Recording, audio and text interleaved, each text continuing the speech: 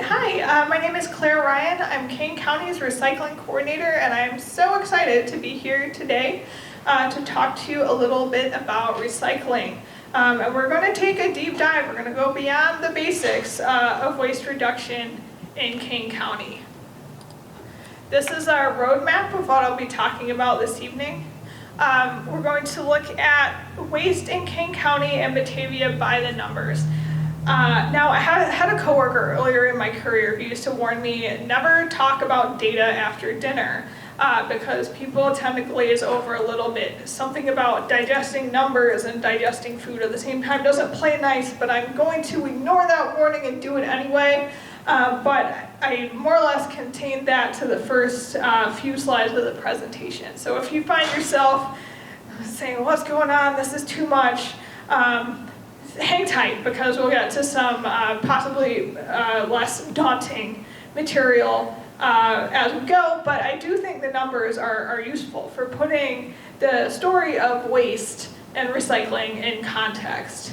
We'll talk a little bit about the logistics of waste, how it gets from your house to the various facilities where it's either sorted for recycling or landfilled or composted.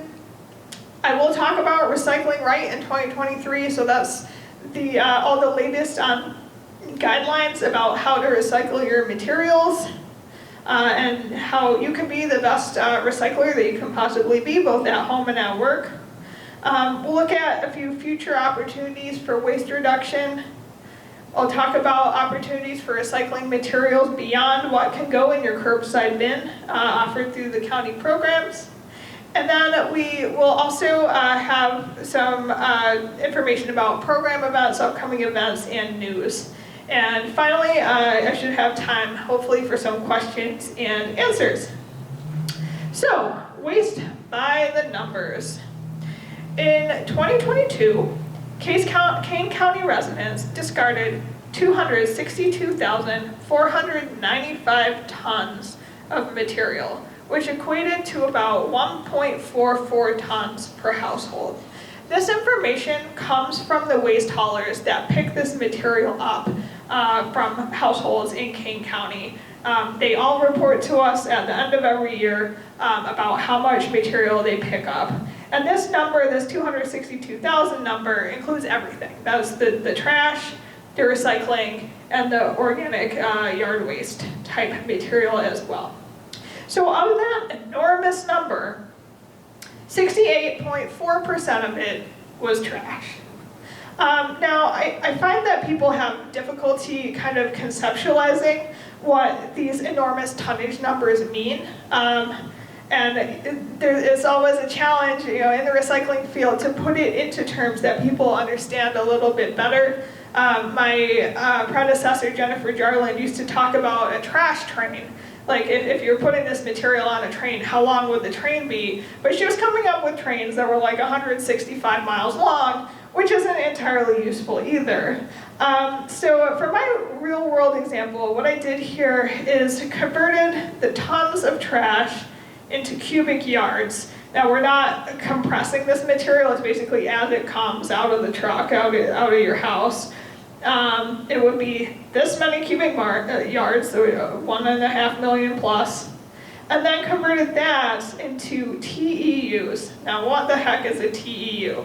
It is a 20-foot equivalent unit. So it's the amount of stuff that'll fit into one 20-foot shipping container. Now, folks maybe remember back at the start of the pandemic when we were all stuck at home, a ship that looked an awful lot like this one got stuck in the Suez Canal. We kind of remember the picture of the little backhoe or front loader, whatever it was, trying to dig the sides of the canal next to this colossal ship. Like, good luck with that. This picture that's actually, this ship that's in the picture is the slightly bigger brother of that ship that got stuck in the Suez Canal. It is the largest container ship in the world, and it holds 24,000 of those 20-foot shipping containers.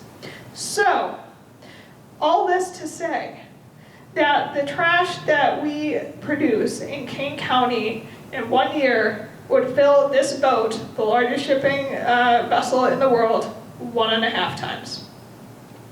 Now, recycling made up about 24.4% by weight of the material. Recycling is a little tricky because it doesn't weigh very much, but it takes up a lot of space for the weight that it has. So you're talking mostly about empty containers. So the conversion is a little different, and you find that that 24.4% material would fill the giant shipping container ship here, the giant container ship almost once. That's a lot of material, but again, we're not compacting it. And then organic waste it's not so much, it's just 7.2% by weight. This does tend to be fairly heavy compared to volume, and it's a relatively small portion of the ship would be taken up by the organic waste coming from Kane County. Now I will admit we have probably somewhat of a data gap when it comes to organic waste.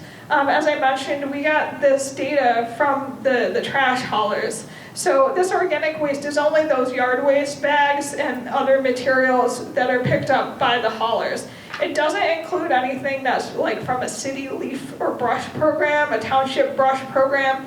It doesn't count anything that was hauled by a private landscaper that doesn't otherwise haul trash, or like a tree company that comes and removes a giant tree from your yard and chips it all up. None of that gets counted. So unfortunately, that's the best we can do with the data we have. And then what we tend to do is put together the segment that was composted and the segment that was recycled to come up with a diversion rate. And that's the amount of material that was diverted or not landfilled. And when you add those numbers, you get 31.6%. Now, Batavia's individual diversion rate was 34.4%, so a little bit higher than the county average. That is what we tend to see year over year, is that Batavia does tend to be a little bit above that average, so that's good.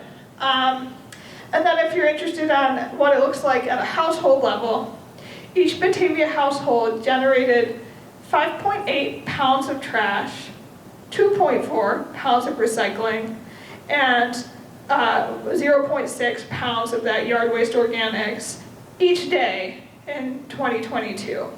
Now the national average for trash production is about 5.5 pounds of trash per day per person. So again, we see Batavia, this number is per household. That's probably like 2.5 or 2.8 people, something like that. So we're, again, ahead of the national average. We're not doing a terrible job when it comes to diverting material from the landfill. Okay, so that was just 2022 data. That's just a point in time. What's been really illustrative to me, though admittedly a little bit depressing, is looking at what our data tells us is happening over time. So here we have material generated by each household in Kane County. This number is in pounds over time. And what we are seeing, unfortunately, is an increase year over year pretty steadily in the amount of trash generated, and a decrease year over year of the amount of recycling generated. And on average, what we're seeing is an increase in trash of about 43.2 pounds per year more generated by each household than the year before. And on the recycling side, about 12.5 pounds less being generated and put into recycling year over year. These trends are pretty strong.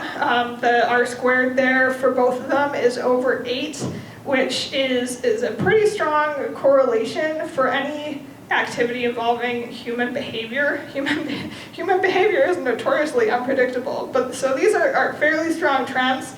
We don't see that trend at all with landscape waste. There really doesn't seem to be any trend over time there. So not looking at that. But yeah, this is unfortunate. This is kind of the opposite of what we want to see, because it means, in general, our diversion rate is going down when our goal as a county in our solid waste management plan is to see that rate go up quite significantly. So let's talk a little bit about where our stuff goes. Let's start with trash. The orange dots on this map represent transfer stations. That's the first stop that all your trash and curbside recycling makes, generally, is a transfer station. And what happens there is that the material is transferred from the collection trucks that serve your neighborhoods. They're very inefficient vehicles. They're good at what they do, but they don't get good gas mileage, and they're not very safe at high speed either. So they dump off at these transfer stations, and then the material is separated into, or is loaded into basically 18-wheelers. It is kept separate throughout the process. Transfer stations, big ones, actually have separate buildings. Trash trucks go in one building, recycling trucks go in the other building. Legally, the companies would be in a lot of hot water if they were ever caught to be, just mixing everything up at the transfer station, and they would lose their operating permits. From there, our trash is going to go to landfills. The landfills are these kind of maroonish dots. You will see there aren't any in Kane County. I know Kane County's borders aren't on here, but it's kind of like this. We don't have an active landfill in Kane County anymore. And the Kane County Board, in the early 90s, I believe, passed an ordinance committing us not to permit any new landfills. The Illinois EPA does a report every year estimating how long our existing landfills are going to last us statewide. And as of their last report, their estimate was that we can meet the state's needs for waste disposal with existing landfills for 19 years. That's not actually that long of a time when when you think about it. So new landfills are going to be needed if landfilling is going to continue to be the solution to our waste. Unfortunately, the greater Chicago region has the least landfill capacity available. So at the end of the day, long distance hauling is coming if it isn't here already. It is here already. Our trash is going at least 50 miles to get where it needs to go, but often quite a bit further. On a happier note, the Chicago metro area has by far the most recycling capacity in the state. So these blue dots on the map here, these are all recycling sortation facilities. And this is where your curbside recycling goes after it is consolidated at a transfer station. Then the green markers are going to be your compost facilities. The vast majority of these specialize in yard waste. Yard waste, landscape waste was prohibited from landfills in Illinois, I believe, again in the early 90s. And it basically necessitated the development of these specially permitted landscape waste composting facilities. We do have a few of these in addition to transfer stations in Kane County. And I'm sure those are the hardest to map because they change a lot and there's a lot of them. So I probably don't have all of them, but I have the big ones. Of course, how does it get there? This might seem a little silly, but we know at this point, especially in Batavia, there's been a lot of activity in this area in the last year. Some units of local government bid private hauling contracts. There are advantages of doing this. The most obvious is that there's transparent, equitable, and predictable pricing available to residents of the municipality under the contract. That doesn't exist in townships and unincorporated areas of Kane County that have not passed a referendum to franchise their waste hauling. Two neighbors may be using different hauling companies and may be paying literally one double the other for the exact same amount of service. And neither of them know unless they go talk to each other about it. Having a contract avoids that kind of a situation. It reduces the amount of truck traffic on residential streets. That's both a safety issue. Those trucks are heavy. They're difficult to see around. But they also, so it's safety, but it also causes quite a lot of wear and tear on the streets. If you have like 5 waste companies all servicing the same neighborhood on different days. It really does make a difference over time. And then another benefit to franchising the waste hauling is that municipalities can add certain things in. Common elements are household hazardous waste programs. You have access to one here in Batavia that I'll tell you about soon. Event services, so they'll often add in, you have to provide us trash and recycling service for our spring festival or our fall festival, and you have to give us a reasonable rate on it. And then also service to public buildings. It can be a difficult process to write the bids for this. I think, I did have a chance to look. I wasn't involved in the development of City of Batavia's most recent bid, but I have reviewed it.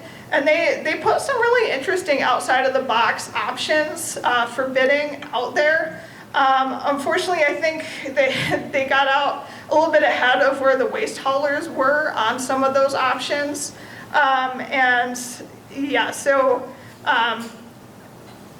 It's a change for sure, but it is a good program that you have here. And one thing I can promise as well is that we pay a lot less in this part of the country than the national average for waste hauling. And a lot of it, well, some of it at least, is attributable to the second point, is that in this area, hauling companies are mostly vertically integrated. So the same company that comes and picks up your trash and recycling, they also own those long distance hauling vehicles that go to the landfills and the MRFs, or that's the recycling facilities, and go to the recycling facilities. They own the transfer stations, and then most of them also own landfills as well. And there's a certain amount of efficiency when you do that. The problem, the opposite, the con, as it were, is that it's a lot more difficult to enter the market as a new company. And the small guys that maybe just want to do curbside collection can be easily squeezed out because they don't have any control over the cost that they face at the transfer stations or at the landfills or at their recycling facilities. So that's kind of what it looks like in terms of hauling. So now I want to talk a little bit about recycling infrastructure. So meet the MRF. I used the acronym on the first slide, on the previous slide without defining it, but we'll do that now. So a MRF in industry jargon is a material recovery facility, MRF. Another thing you could call it is a recycling sortation facility. They're essentially giant factories that use a combination of manpower, machinery, and artificial intelligence to sort single stream recycling into component materials. In the Chicago region, single stream recycling is very much the norm, right? That means all your recyclables, from your cardboard, your dry paper, your containers, aluminum foil, whatever you happen to have that you want to put in your bin, is all going in the same bin. But it does need to be sorted out to actually be recycled. You can't just take a mixture and do some magic process and recycle it. You have to separate everything at the MRF, and that's what they do. What can and can't go in your recycling cart essentially comes down to three things. The first thing would be materials that are safe to collect in curbside collection trucks and safe to sort at a MRF. The second would be materials that can be sorted with the existing labor and technological resources. And then the third is materials that can actually be sold on the commodities market once they're sorted out. The first thing doesn't change very often. Things that are safe usually remain safe, and things that are unsafe usually remain unsafe. However, the other two can change over time. Especially on this side is the technology. Technology is advancing and changing, and these big companies are making $1 million investments every year in new technology that can improve their ability to sort material. And I'll show you some examples. I think is just on the next slide. I have some videos. And then also the material that can be sold on the commodities market. So markets change all the time. They fluctuate, go up and down. But new markets can open up for materials that previously haven't been used. It's not impossible, and yeah. So I wanted to basically take you inside a MRF. These are not super high quality video. They are videos I took myself, but I think it really helps people to actually see the equipment in action, to believe it actually exists and that sorting does happen. So this piece of material or machinery on this slide is called an optical sorter. And what it's doing is actually shooting infrared light down at the conveyor belt continuously. And then it has a computer that reads the reflection of the light when it hits material. And it's looking for one signature, it's looking for one type of material. And then what it does is that when it hits on the material it's looking for, the material is constantly traveling, and when it gets to the end of the conveyor belt, it blasts it with compressed air, and it flies up and back, and it basically goes down a different chute, whereas the material that is not blasted off the conveyor drops off the end of the belt, and it basically sorts it into two streams.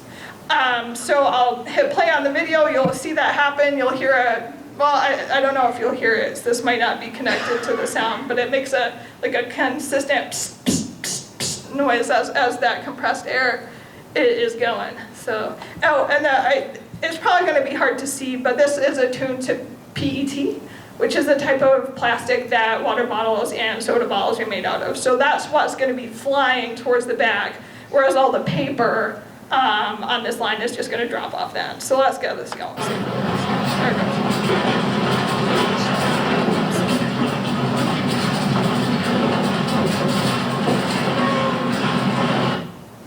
So a short little video, but that's the machine in action. And so an advanced MRF will have probably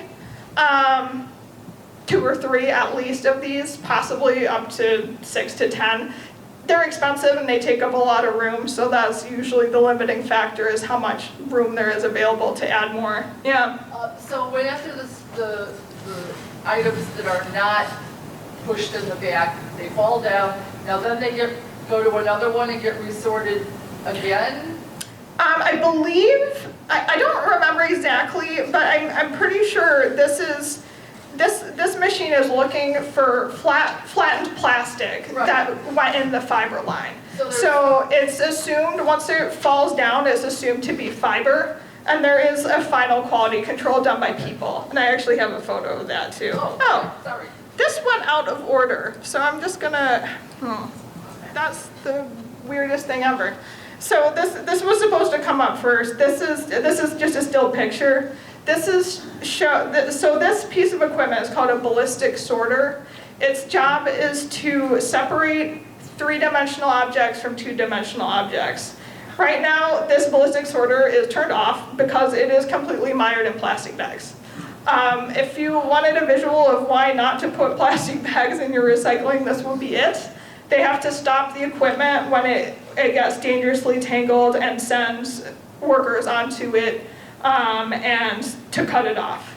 It's a difficult job, it's dangerous because you're messing with large pieces of equipment. There are fail safes, it's turned off. These people aren't in imminent danger, but it's not fun. There's the video again, weird.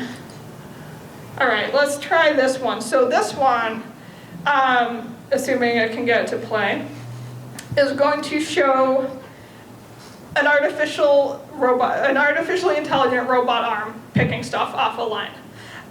It is pretty cool. Again, it's looking for, the optical sorter can only sort for one thing. The artificial intelligence can usually sort for 3 or 4 different things at the same time. Its eye is a camera, so it's constantly scanning that belt, and it learns, it has machine learning or computer learning integrated so that as it goes, it learns to identify what it's looking for better and better all the time. And it uses basically an arm with a suction cup to pick up its items and put them into different buckets depending on what is picked up. So let's see if we can get this. This is just the belt with the stuff. And then it's really hard to see, but the arm is back there. I'll play it again, so it's so short. You can hear the clink. It's going. Yeah, it's way in the back. Unfortunately, they have these super cool pieces of equipment, but they're totally encapsulated in these big glass boxes, so you can't get good photos of them. This is a quality control line. So this is the fiber line at one of the MRFs I visited. These folks are basically polishing, doing the last 3 to 5% to make sure that the bale that's put together from this material is paper and not paper with a bunch of other junk mixed in. And the end result is bales. This picture is at this is actually LRS, one of their MRFs in Chicago. You've got the bales of corrugated cardboard in the back. These ones in the middle are all aluminum. And then these, I believe, are natural HDPE. That's the type of plastic that laundry jugs and certain types of plastic bottle are made out of. I'm fairly sure. And then they sell these on the commodities market to people that actually use them to make new products. That is the goal, and that's the definition of recycling. If you don't make a new product of it, it wasn't recycled. So I do want to talk a little bit about markets, because I do occasionally get some folks that are skeptical that this whole circular thing where recycled material makes into new products actually works. And a lot of the skepticism there was sort of a rude awakening in the recycling world around 2017, 2018, when China implemented a national policy that was basically, we are not taking the world's scrap plastic anymore. They set purity standards for those bales, like they had to be basically 99.5% the plastic they're supposed to be. And if you can't meet that standard, we're not taking it. And it created a lot of uncertainty. I think the public maybe didn't know that a lot of this material was being sent overseas previously. They didn't know that the recycling industry, at the time especially, was struggling pretty badly with contamination and was producing bales a lot of times that were fairly contaminated. And when they did know, it was distressing. I mean, it's distressing information. And I think there's been a lot of assumption that we would have just continued that model of sending really poorly sorted plastic to other countries. You know, China's one country. There are a lot of other developing nations. There's Indonesia, there's Malaysia, there's Thailand, and thankfully, long term, that is not what we've seen.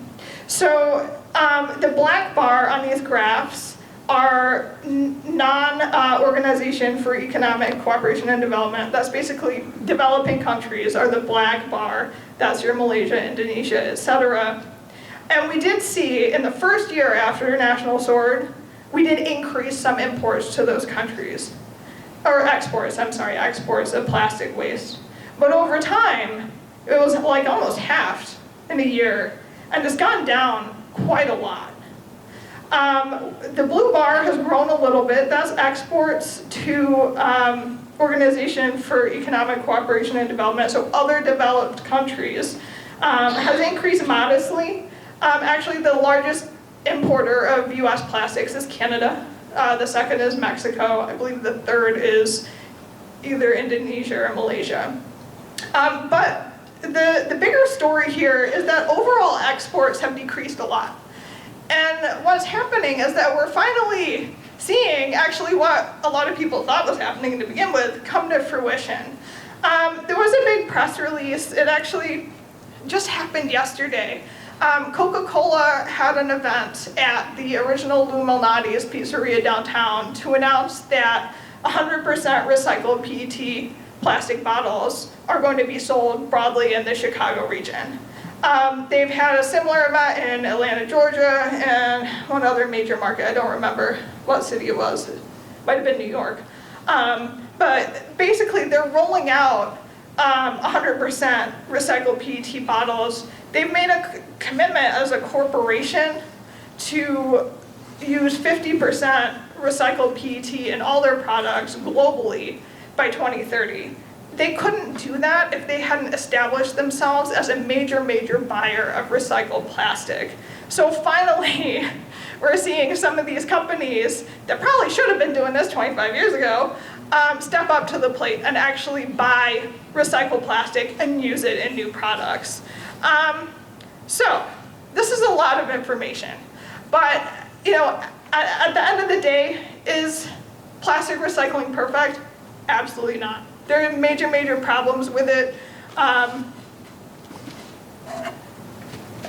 We should still be reusing our stuff as much as we can. We should be doing those other two, the reduce and reuse, as much as we can. I'm going to take a drink to that. So, plastic recycling is not perfect, but is it completely mythical? Is it a giant hoax? Also, no. The truth is somewhere in between. And I think recycling is finally catching up to what expectations have been, and that's good. So, now we're going to go on to those guidelines to help you be the best recycler you can be. I do have the poster in the back. It's the bilingual poster. It's actually recycled or reused from our green guide a couple years ago. We had some extra copies. That's a really nice, efficient way to do it. This is a bit longer, but it's good to go over things in detail, right? Because people always have questions. So for your paper fiber, really most clean, reasonably high quality paper is good to go. Office paper is fine, school papers, small fasteners, your staples, your paper clips, those are all fine to go.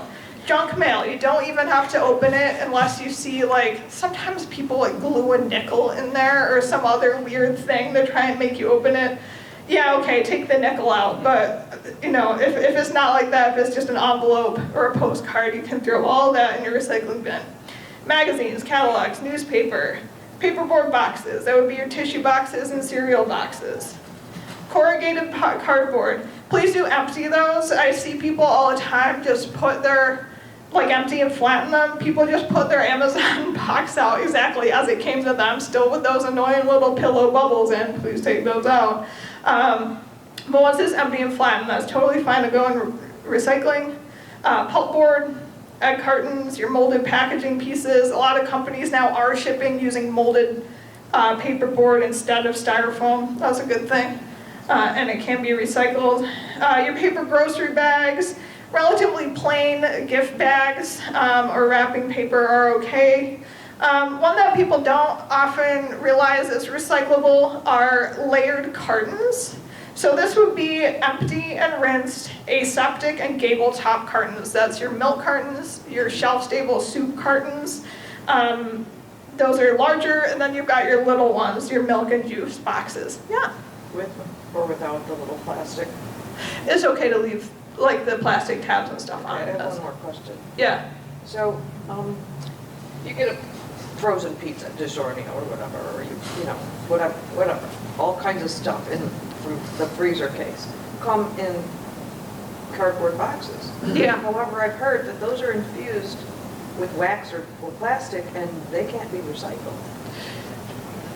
So people had trouble hearing a couple of those questions. The first was with the aseptic cartons. They have a little plastic piece, usually to help pour the soup or whatever, and the milk has the plastic screw-on thing. Can you leave those? Yes. Yeah, that's fine to leave those. And then the second question was about freezer boxes having been coated with a plastic. I've heard that too. I think some do and some don't, honestly, and no one labels it, so it's impossible to know. I think since we know that our pulpers can take these layered cartons and separate them, I do tend to put frozen food boxes in unless they feel obviously suspicious. That's one of the ones that's kind of borderline. We're going to have a couple other ones of those as well. As long as it's clean, it shouldn't be at the top of your mind as, oh, this is a contaminant and I'm ruining everything. So, and this is new this year, is that hot and cold paper drink cups that are empty and have been rinsed if they need to be rinsed, can be put in curbside recycling. Please do remove your lids, so in this case the coffee cup, just pop that lid off, the lid would go in trash. And if you had a soda cup, you take off the lid and the straw, put that in trash, but the cup is okay to go in recycling. On paper, the definitely no thanks are going to be shredded paper. So that was one thing that was immediately apparent on my field trip to one of those recycling facilities, is that shredded paper is everywhere. It just coats everything. It cannot be contained at a MRF. However, you can bring it to Kane County recycling centers. We take our paper directly to a paper recycler. It doesn't go through one of these sortation facilities. Yeah. Put the shredded paper inside a paper bag. It's just going to rupture. It ruptures. The question was, can you put the shredded paper in a paper bag? I think that used to be guidance that was okay, but they found they just rupture. The trucks compress to be able to fit enough material in, and everything pops and it just ends up everywhere. Spiral or cone bound items, obviously the paper is fine, but please remove it from the spiral binding.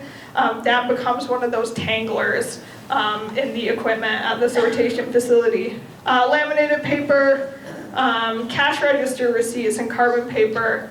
The coatings on those make them not play nicely with normal paper for recycling.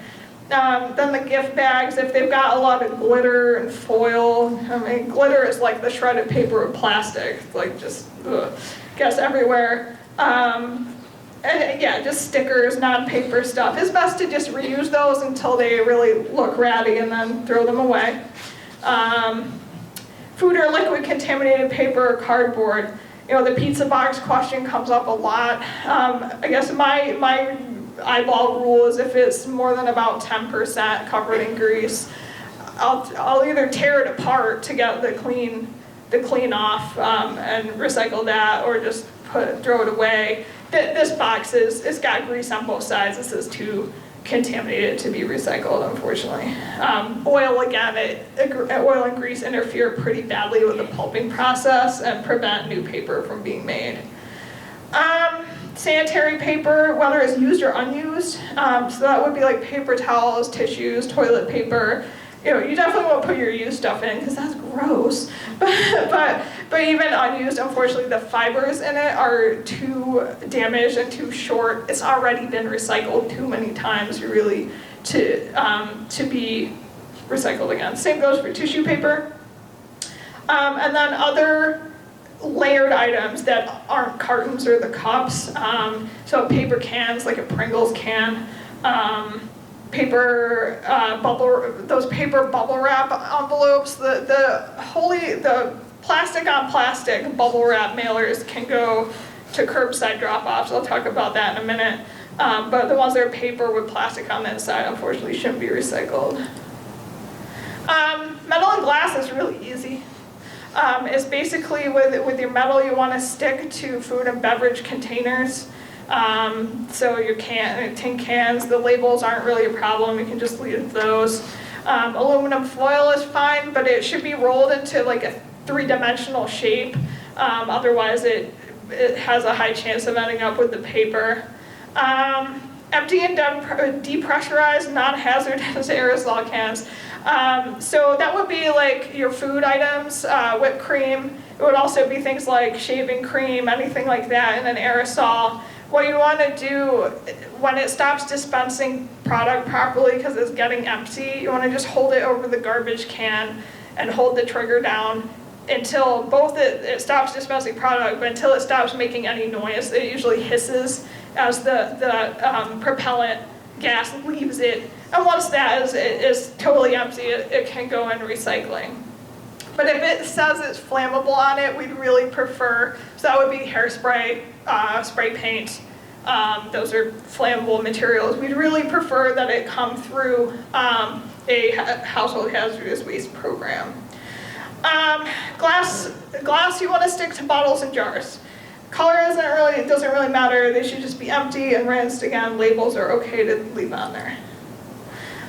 Some no thanks on the metal and glass would be chains. Those are the tanglers in the machinery. Metal cookware or tools. It's not that those can't be recycled, it's that their shape is not conducive to going through the sortation facilities.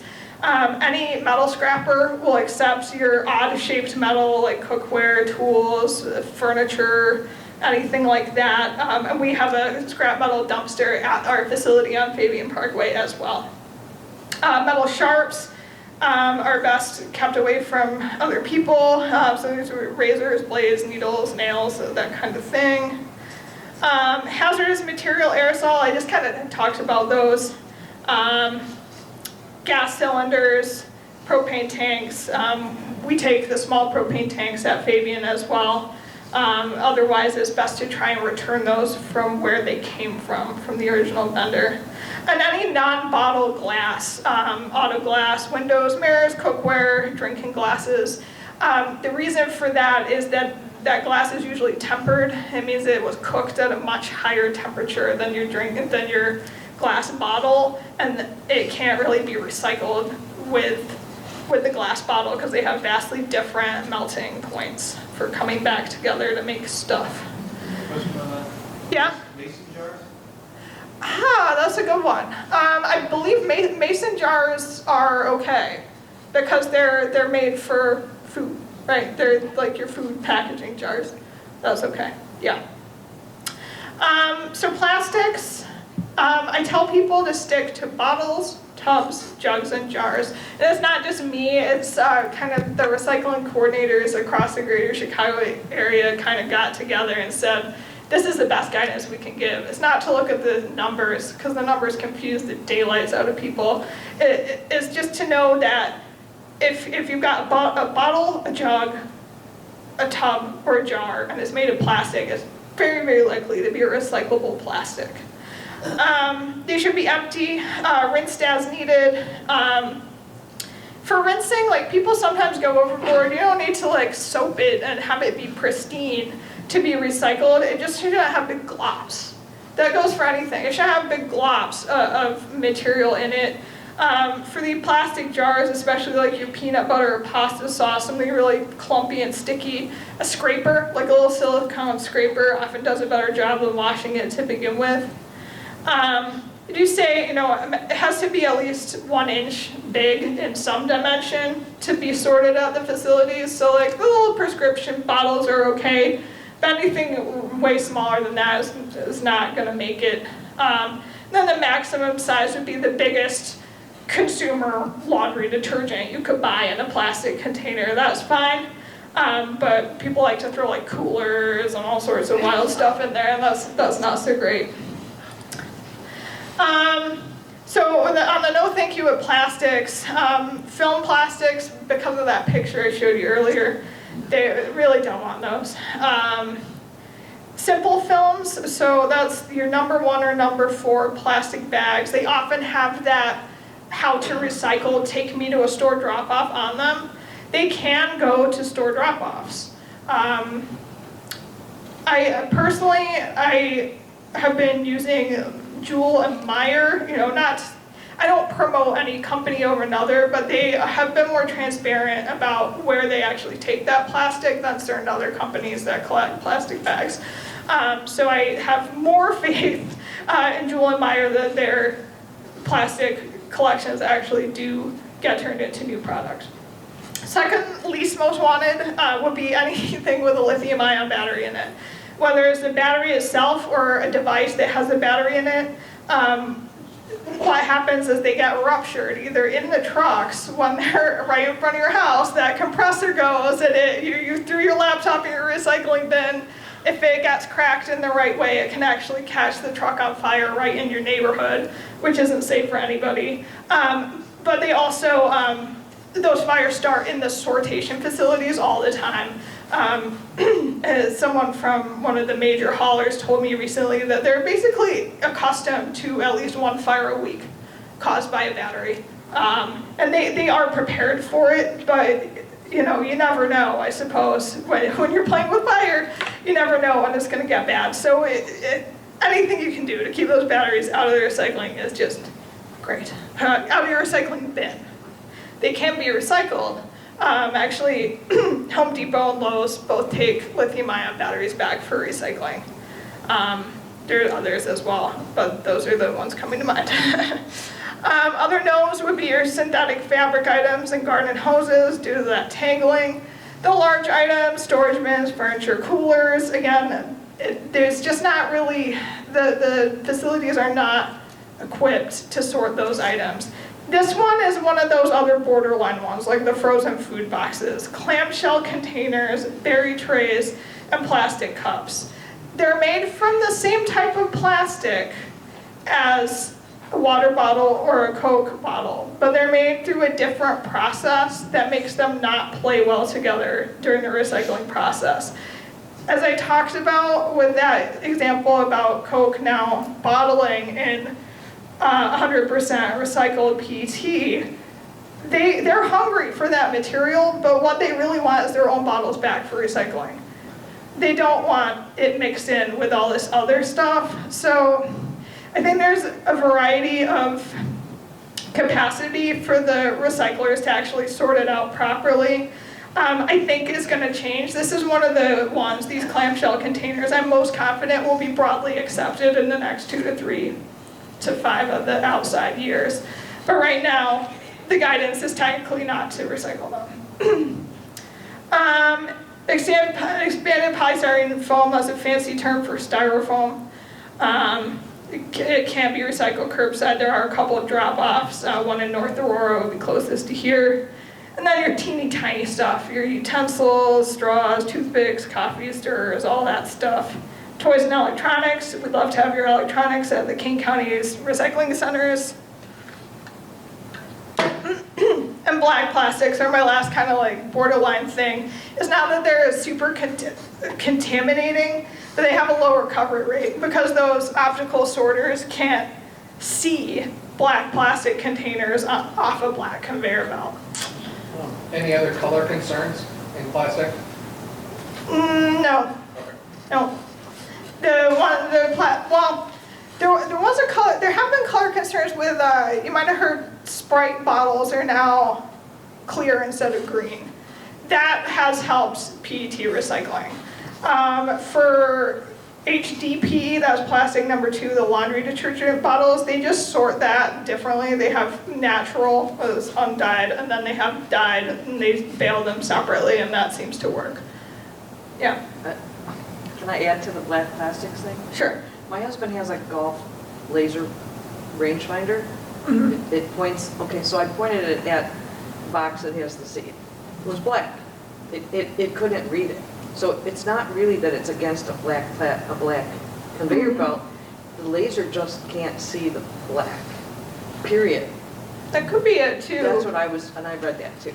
Yeah. So, but beyond that, you know, the stuff that you get from like Chinese restaurants, takeout and all, and when you take home leftovers, they bring you a black plastic, whatever shape, Yeah. with a clear lid.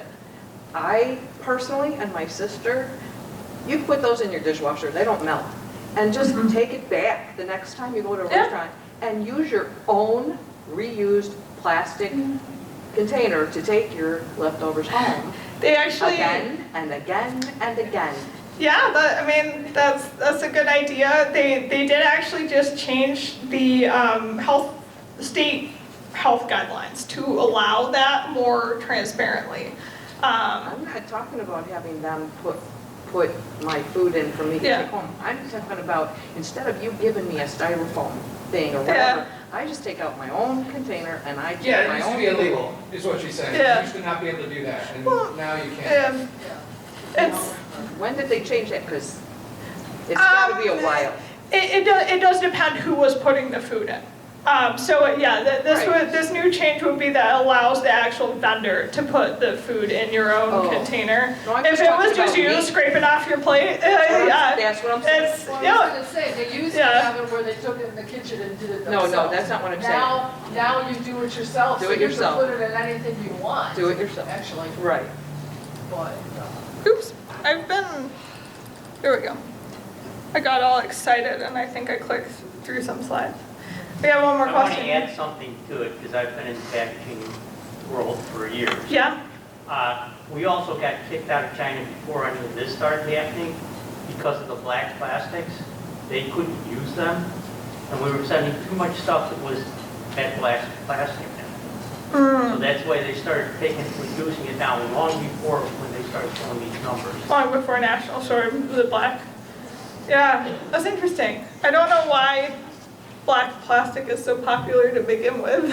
Well, if it gets mixed in with the other stuff, when you're talking Yeah. about high density or low density polyethylene, if it gets mixed in the other stuff, now you start ending up with all these grays and everything else. Mhm. So they can't get clean color. Right, Can't put enough of the colorant in it to take care of it. gotcha, yeah. So I do want to talk just about some future opportunities that I see coming. This is not necessarily related to curbside collection, but what we're seeing more of in the policy space is extended producer responsibility policy. These laws are usually passed at the state level, and what they do is that they require manufacturers of hard-to-recycle materials to play both a financial and organizational role in actually having those items be disposed and recycled. In the moment in Illinois, our probably most well-known EPR law would be for consumer electronics. Kane County opts in every year to participate in that program. So the transportation and the actual physical recycling and breaking down of electronics that come through our centers is paid for by electronic manufacturers. The collection part is not paid for, unfortunately, through the law, which is why we have to have the fee on the TVs that you pay to eWorks. That basically is to enable them to pay staff to be there. Because I'm sad to say that the sales of the commodity at the end of the day are not cutting it. So we have two new EPR laws that passed in the last year, or last 2 years, I should say. One was the consumer for consumer pharmaceuticals, so basically old and unwanted medication, and then paint. Implementation is pending. Both of them, it is coming real soon on the pharmaceuticals. Is actually the deadline in the law to implement that program is December 1st of this year. So I'll be adding information about all the drop-offs for unwanted medication to our website.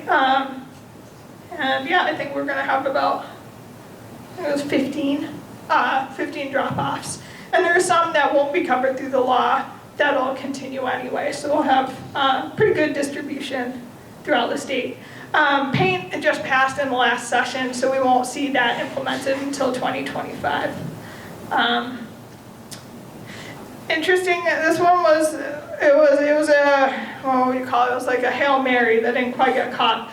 But there was a bill in last session that would have required complete extended producer responsibility for all packaging and paper products. It would have completely changed the way curbside recycling is funded. It didn't pass, but what did pass was a study, a bill requiring a feasibility study to actually do this in the future. Because it wouldn't change life for us that much up here, because we have curbside recycling. It would change how it's paid for.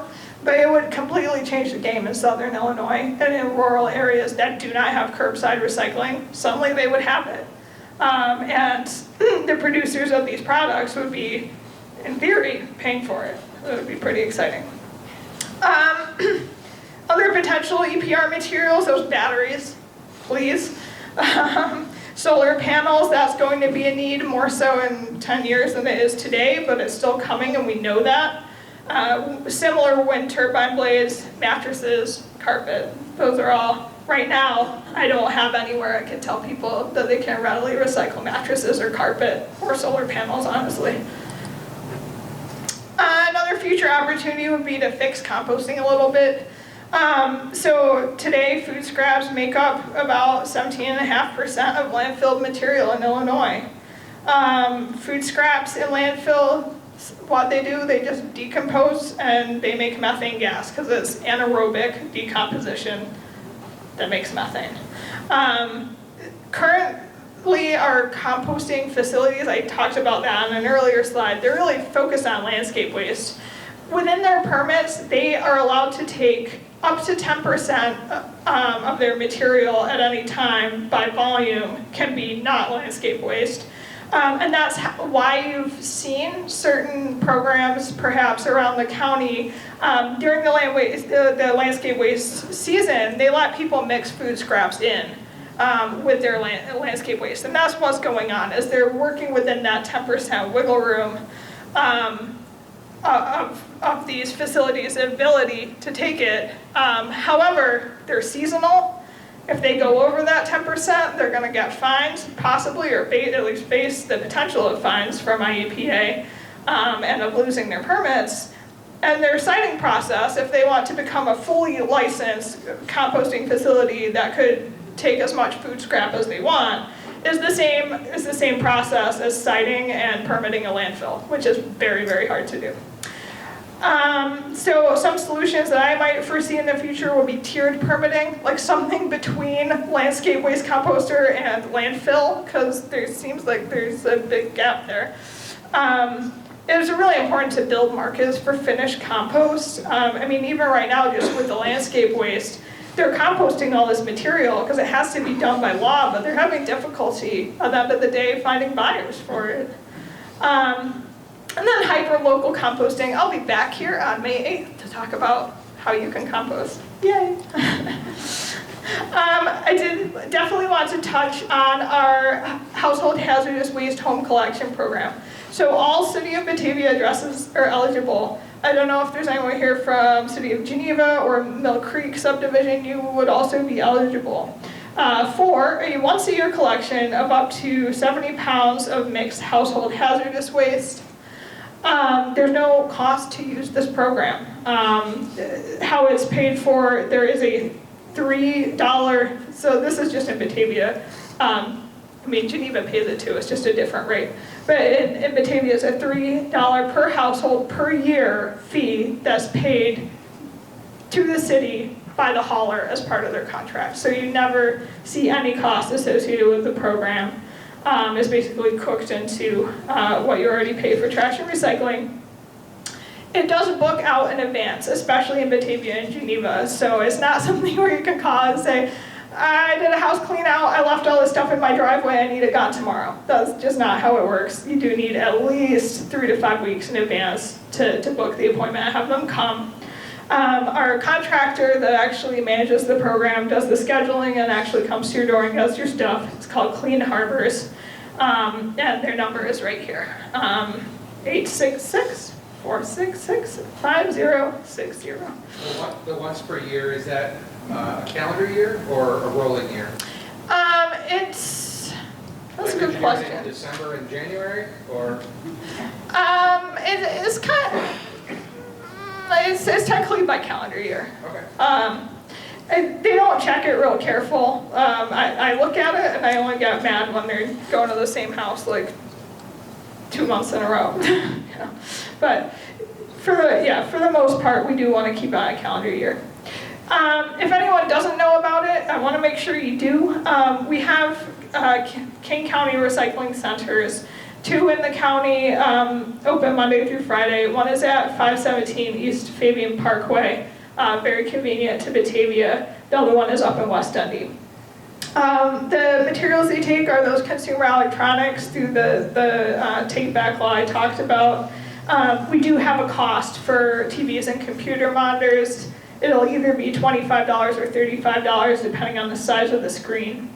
They take clothing and textiles, shoes, accessories, handbags, all that type of thing. It can be in usable and non-usable condition. They'll take it either way. It gets sorted, graded, and sent to different. It either gets sent to reuse if it's nice and reusable, or it gets sent to industrial recycling if it's like a drop cloth covered in paint. We just ask that it be clean and not like hazardous, moldy, or anything for the folks that are sorting it. That sorting actually happens at eWorks facility in Elk Grove. It's not like it's sent out to, who knows where. It is done locally. We take books, bulk paper, cardboard, after a move. A lot of people have a lot of boxes they want to get rid of. We'll take them all. We do take the shredded paper in either grocery bags or yard waste bags. If you have a lot, that's fine. Just make sure it's staple closed. We'll take scrap metal and larger appliances. We can only really handle those at Fabian. The aerosol cans and small compressed gas cylinders, also at Fabian. The aerosols, we charge $1 each. It's not us, it's the recycler that actually processes them. Charges $1 each for aerosols, and then $3 for the small propane tanks. And we can't take propane tanks over 16 ounces in capacity. We piloted recently and have been continuing to collect obsolete media at Fabian. That would be CDs, VHS tapes, cassette tapes, DVDs, etc. You can bring them in their cases. That is totally fine. We'll take blanks as well. The only thing we don't really want is just empty cases. We don't really have a way to deal with those. And then another recent addition was a kind of a bits and pieces kiosk. It's basically these containers you see in the picture. They're out there all the time. And we collect dry art and school supplies, so that would be pencils, papers, stickers, anything that's not a liquid. We're just concerned about paint and ink and stuff getting all over the place. We'll take inkjet cartridges, eyeglasses and hearing aids, and then multi-beverage holders. We take both like 6-pack rings, and so those are a tangler if you put them in your regular curbside. And we also take the ones that snap on top of cans. They're kind of popular among craft brewers. There's actually a network in the Chicago region that reuses those. And we work with them to do that. If you need, so Fabian is open Monday through Friday, 8 a.m. to 4 p.m. If you're planning a trip this week, we're closed on Friday for Veterans Day. And if you need Saturday hours, we've been doing one Saturday morning as the first Saturday of the month in front of the Ace Hardware on Lake Street in Aurora. We're there 9 to noon, taking the things in the first three bullets. So the electronics, clothing, textiles, shoes, and books, paper, and cardboard. Just a few things to look for from the county in the coming months. We are doing a green guide. So I started right when the 2022 green guide was published. Jennifer actually did the work on that and put it out. I wasn't quite ready to do one last year, but I am working on one to come out early in 2024. It'll be that 8 to 10 page booklet on all things recycling. One thing I promise though is that there won't be any information in the green guide that is not somewhere on our website. I know our website, the navigation, it can be tough. So I don't blame people for liking the book, but we do keep the information up to date on the website as well. We're looking for 2024 events at 540 South Randall Road. That's the Circuit Clerk's Building, sometimes also known as the old Montgomery Wards. We're looking at doing 2 shred events. We'll probably also have the latex paint collection and the clothing and textile, similar to what we did last year, or this year. Those will be on May 4th and Saturday the 28th of 2024. We're looking at doing the extravaganza. That's where we collect the largest number of different odd materials, including the bikes for reuse. That will probably be July 20th. All these dates will be finalized when that green guide goes out, because I can't take them back after that happens. We usually do a pumpkin smash. We just had it last weekend at Pushing the Envelope Farm in Geneva. Campaign signs, that was a new one in 2022. For the primaries and general election, people that are probably unsurprisingly, right, the county board was excited to have a chance to get some of those campaign signs actually recycled. And then we also often add events around Earth Day. It's not my event per se, but people call me and say, hey, can you help us recycle this at our event? And then we'll tag along. So that's finally it. I know I went a little over. I kind of warned you, I think, but yeah, I can still take questions. Yeah?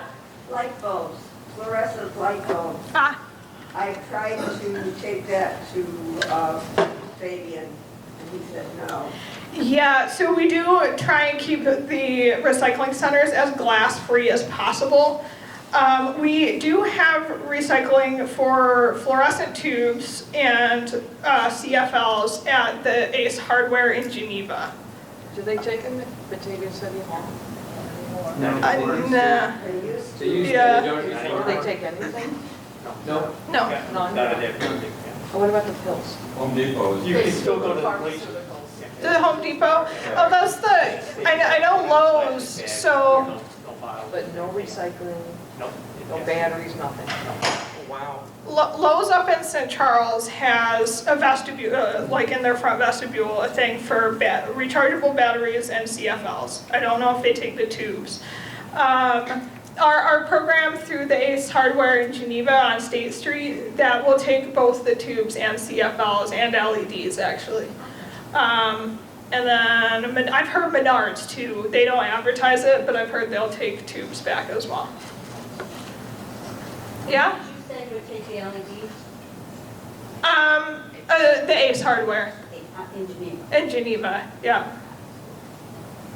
Of all the fun stuff that's been collected in these recycle bins, what percentage do you think gets kicked out because it's not recyclable? The number I hear from the MRF operators is usually about 20%. So what do they call it?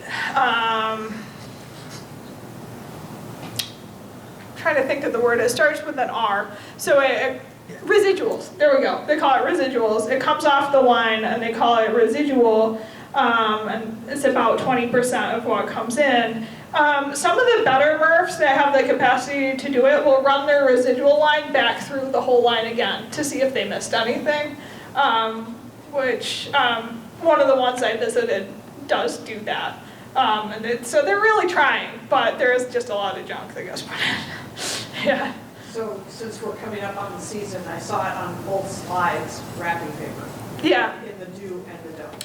Yeah, so it's really, if it's just colored paper, then it's a do. If it's kind of the same as the gift bags. If it has glitter, like weird coating so that it can't be torn, I've seen that.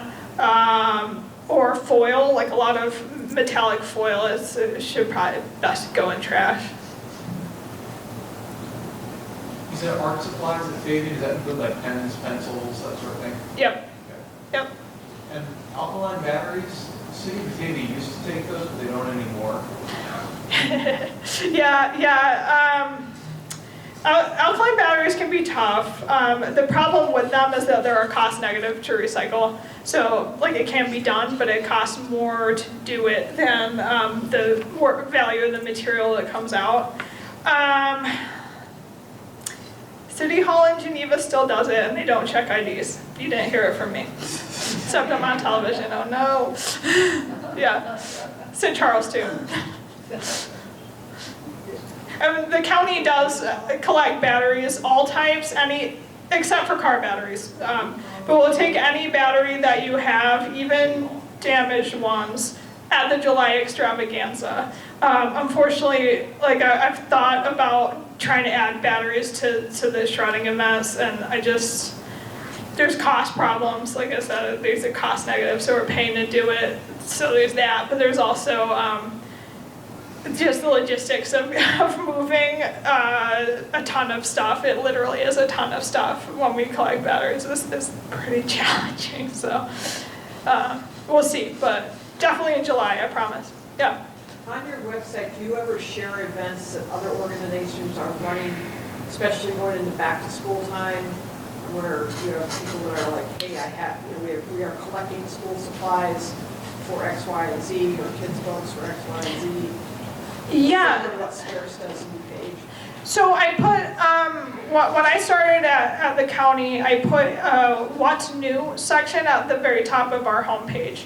That's where if someone sends me something that's recycling related and not like for profit, I will put it there. But that's kind of the only place it goes. And you know, I can also get Kane County Connects though to run a piece about it too. If they're looking for material, they might get in touch and do a whole like piece in the electronic newsletter and on Facebook and stuff about it. So yeah, definitely we can help support other community recycling. Yeah. When they dump that recycled stuff into that building, like you showed the thing that just had plastic and paper, but everything's mixed together. What do they do first? Is there a magnet that takes out the metal, and can you put in bottle caps, or? Yeah, so I mean the very first thing that happens is like a loader. Like they have these enormous, like it almost looks like it's from a sci-fi movie, it's so big, but these like mechanical loaders that pick up scoops of stuff and dump it on the conveyor. And then they usually have a thing called a drum loader that spins and helps distribute the material evenly onto the conveyor belt. There are magnets that are used in the MRF to collect the ferrous metals, and then there are eddy currents. That's, you know, that wasn't in any of the videos I showed, but they use an eddy current which repels aluminum to basically to sort that out at a point in the stream. Yeah. So that all gets out first, all that stuff. The very first thing is separating the 2D from the 3D. So the paper and the paper goes one way, and the containers go another. The glass usually breaks during that very initial process and goes down under the ballistic sorter into what's called a fines screen, and that's when they sift through the very, very fine material, the broken glass, and just like tiny little scraps. The glass is probably the most contaminated thing coming out of a MRF today. It's all the bottle caps, like just orphaned bottle caps that go in, are going to end up going through that fine screen with the glass. Just tiny little scraps of paper. If you eat Hershey's Kisses and roll each Kiss wrapper into a ball and put it in your recycling bin, those are going to end up in the glass. And they go to a secondary sorter to actually sink and float the actual glass out. But it's a messy business, and it's difficult because it's heavy. It costs a ton to transport glass and stuff. Yeah. Kind of a general question. Sure. What would be your bucket list goal or goals for the near future that isn't already happening, but you're like thinking, this would be great if I could get this to happen?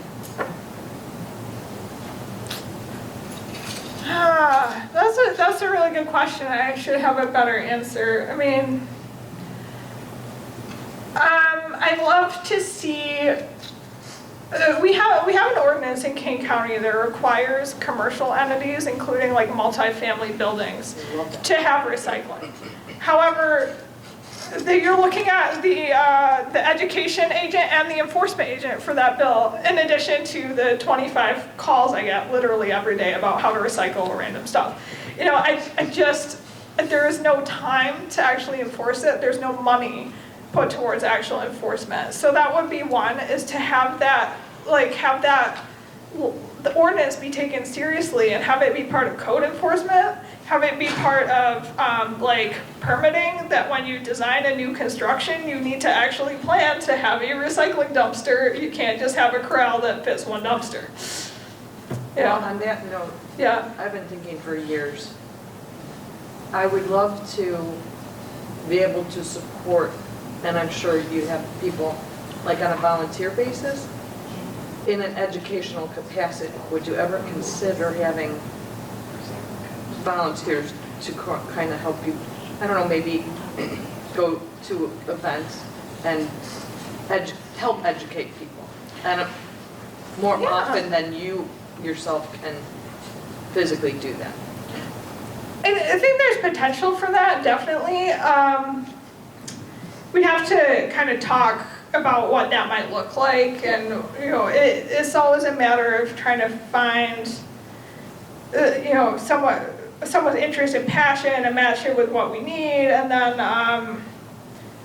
if it's anything official where you'd be on county property, there actually is an HR process, and it turns into a big headache. But it can happen. It can be done. So yeah, we'd be open to conversation. So Yeah. it is. Yeah.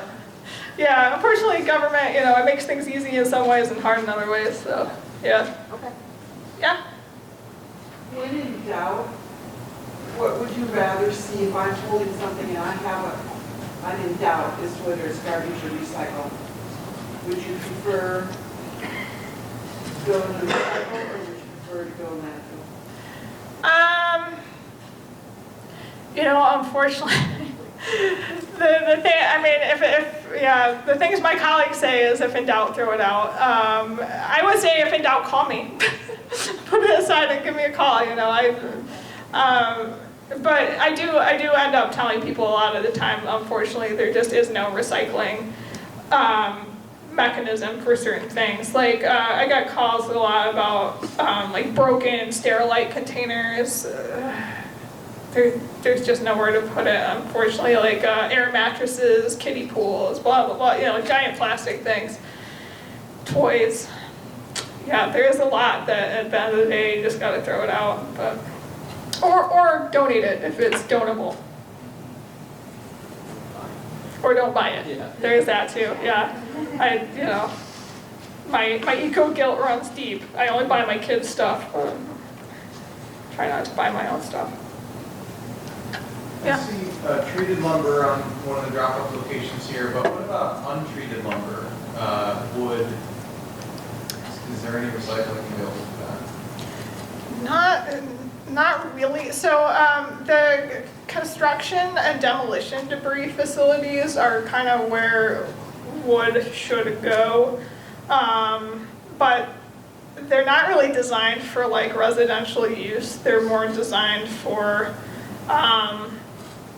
because I think they charge by the ton, right? So they're gonna charge, if you have one like long piece of lumber, they're gonna charge you, yeah, like a ton worth of material.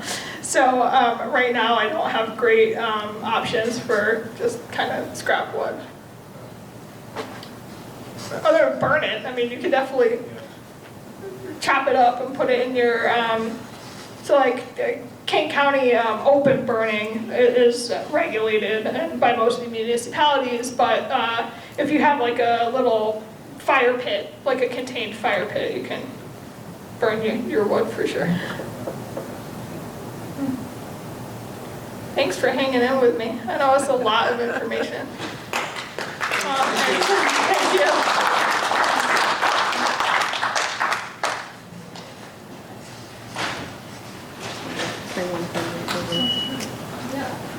So thanks everybody for coming tonight. I was told that the link to sign up for the next program on February 1st for decarbonizing your home is up on the library's website.